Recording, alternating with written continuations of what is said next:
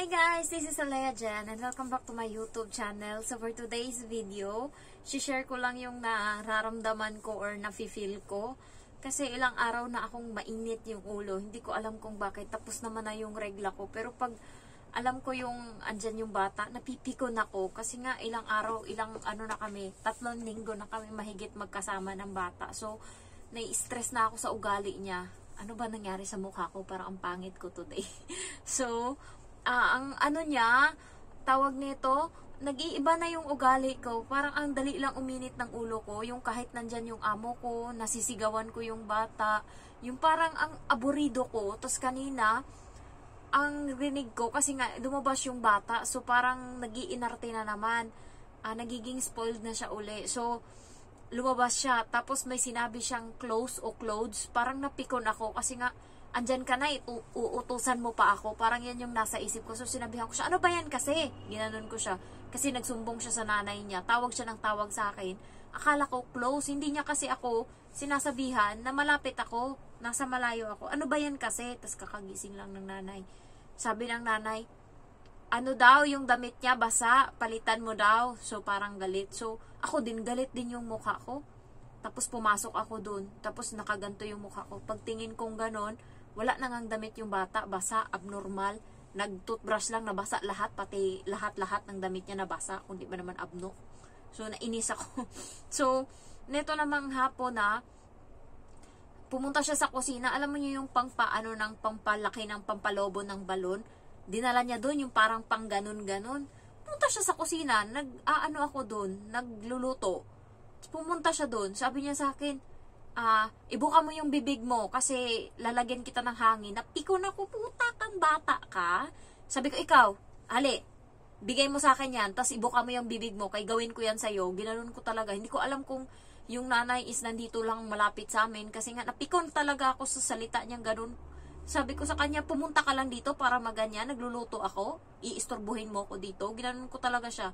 Sabi niya, ang sama mo, sabi niya gano'n sa akin, ang sama mong katulong, sabi niya, you're so bad helper, sabi, pumunta ka talaga, sabi ko kung gano'n, pumunta-punta ka dito, na nagluluto ako, tapos gaganyanin mo ko, sasabihan mo ko, ibuka ko yung bibig ko, kaya papasok mo yan, sabi ko gano'n, sa'yo ko gawin, ayaw mo, diba? Tapos kanina, nilapit mo na yan sa bibig ko, ginanon ko talaga siya, hindi ko alam kung yung nanay is nandyan, birthday pa naman ng nanay ngayong araw, mainit ulo ko.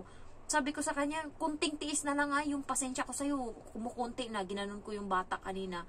Kahit nandito yung nanay, na ako. Kaya parang nirefresh ko yung utak ko. Kasi nga, mapapatulan, parang kunti na lang, magbe-break na ako ng contract. Ganon ako kainis na sa kanya.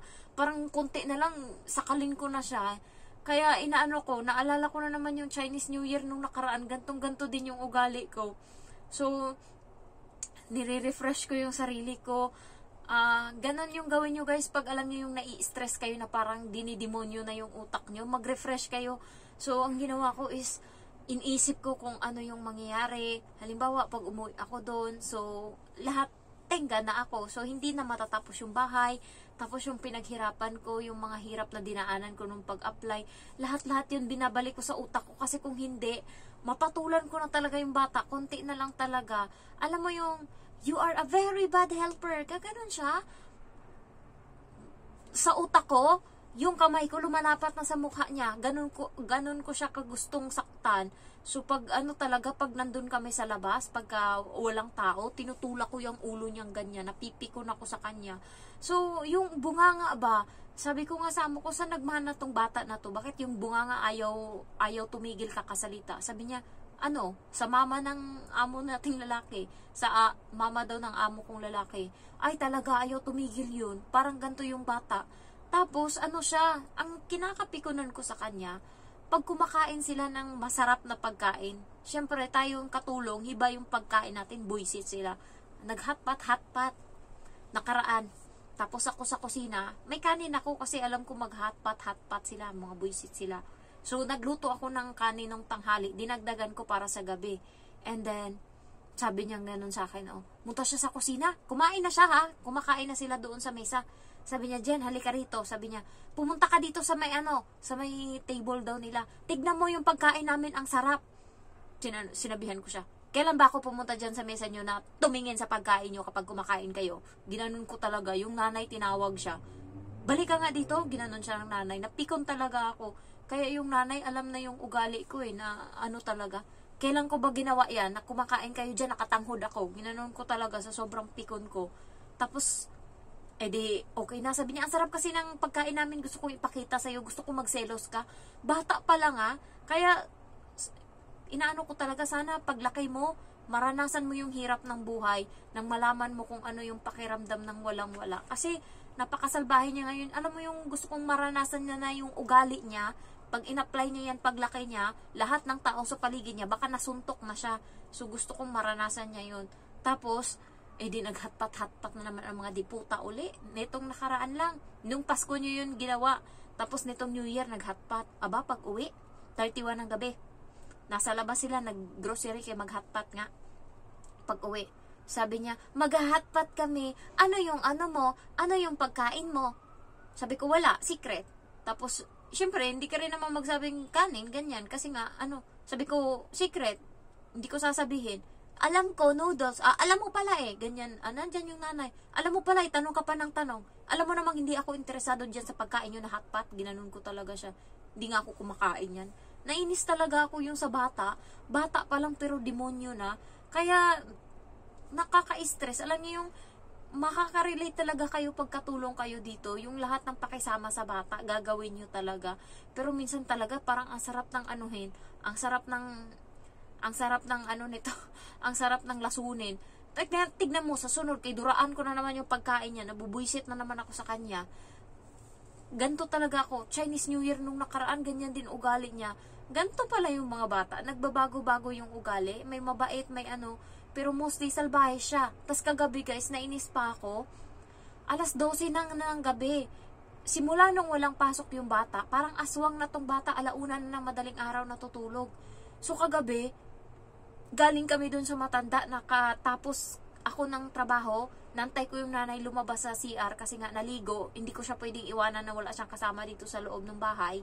Kasi yung amo kong lalaki, may sariling mundo yan, nandun sa kama, naghiga-higa na. So, inantay ko yung nanay matapos maligo. Natapos, 11:45. Pagtapos niya ngayon, sabi niya, matulog ka na. Alam niya na nga wala akong ligo pa. Kasi galing kaming labas. Sabi niya, pwede ka nang matulog. Sabi niya gano'n sa akin. Sabi ko, sige, tapusin ko lang to. Tapos naligo ako. Di natapos ako 12:00. Paglabas ko, yung bata naglalaro dito sa harap ko. Sabi niya, can I play with you? Tinignan ko siya ng masama. Hindi ako umimik. Tinignan ko talaga siya ng masama. Sabi ko, 12:00 na. Bukas maaga pa ako gigising. May pasok yung tatay mo. Maaga ako gigising. Tapos narinig ng nanay. Sabi ng bata, hirit pa. Konti lang, 15 minutes lang. 15 minutes lang daw na maglaro kaming dalawa. 12:00 na yun mahigit Tapos, inano ng nanay, sinaway. Sabi niya, 12:00 na mahigit. Matulog ka na dyan. Sarado mo yung pinto. Ayun. Gaga talaga. Buisit na bata. Walang pakiramdam. Animal. Ay! Nadidemonyo na naman ako. Kaya, busy talaga as in. Alam niyo yung feeling, ewan ko kung ako lang yung nakakaramdam nito, yung mga bata dito sa Hong Kong, sarap lasunin. Kaya hindi mo talaga masisisi yung mga katulong na masaktan yung bata. Nung nakaraan, binitay, ginanon. Nakaraan, nung sa Kuwait, ayun, pinasok sa washing para manahimik, namatay. So, hindi mo talaga kahit nga yung kapatid ko, napipikon din sa bata. Alam mo ginagawa niya? Kasi bata pa naman yung bata, hindi pa nagsusumbong, pa lang.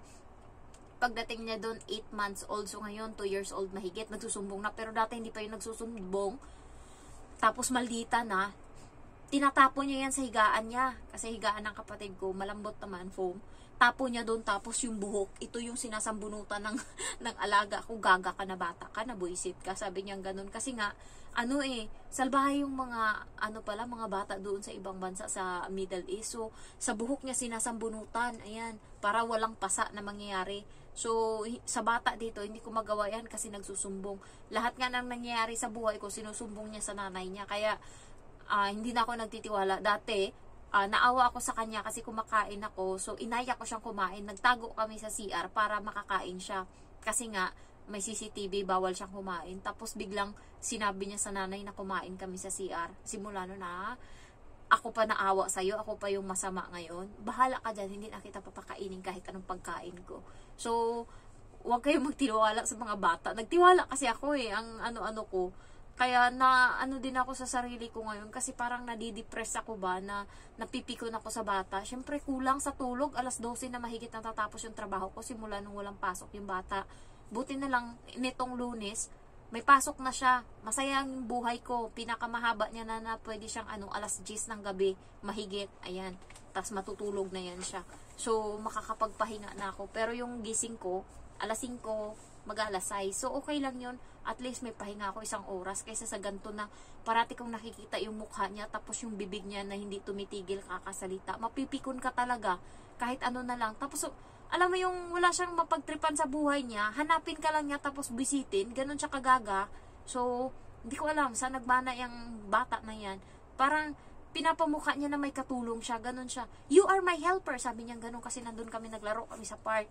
Tapos, salbahe siya. Sinabihan ko lang yung bata na isa na, hala, ang galing-galing. Kasi nga kalaro niya. So, kaklose ko yung bata. Ako nga yung bukang bibig nun sa niya, sa bahay nila. Ako yung sinasabi doon sa mama niya na naglalaro daw kami. Kaya lumabas yung nanay. Hinanap ako. Kasi nga ako yung bukang bibig ng bata.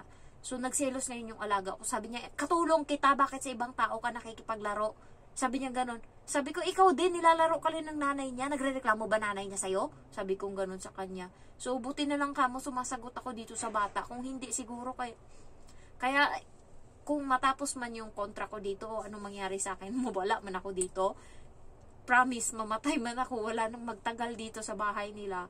Totoo yan. Wala nang magtagal. Kasi nga sa ugali ng bata, sa kakuriputan ng nanay, sa kadugyutan ng tatay, o tatlo sila may iba-ibang ugali. So, perfect talaga.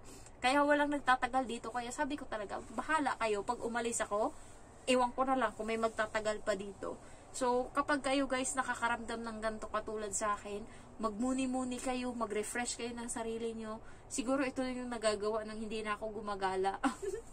na ako, nabuburyo. Pero kasi, tignan nyo, tumataba na ako dahil hindi ako lumalabas na ng bahay, natutulog, nagpapahinga ako. Laki na ng tiyan ko ngayon ha. O, tignan nyo. Kakaano ko yan. Tapos na din ako, buraot na ako. Alam nyo pag umaalis na yung amo ko, katulad ngayon, umalis siya, alas 7 ng gabi. Ay, nandun pa lang ata yan sila sa may baba ng parking. Nagsalang na ako ng damit ko sa washing. Ninano ko na yung washing kasi ilang araw na ako. Puno na yung balde ko. Mabigat na yun guys, pang winter clothes. Tawag nito, ilang yun, mga siguro 4 days yung damit ko. Tapos nag-ukay-ukay pa ako nung nakaraan. So every time nag-ukay-ukay ako, nilalabhan ko yan bago ko suotin. So, nilabhan ko.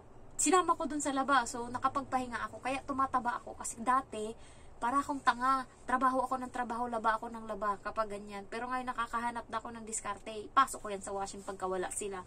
Para konti-konti yung pagod ko. So, kaya tumataba ako kasi hindi ako masyadong pagod na ngayon. Antok lang, pero kaya naman. So, tsaga-tsaga lang. Ano na lang 5 months na lang natitira. 5 months na lang natira, matatapos ko na yung first contract ko. So, magsi-second contract ako para matapos ko yung bahay, lunan ko sa Prime. Charot. So, thank you for watching guys. I love you all. Bye-bye.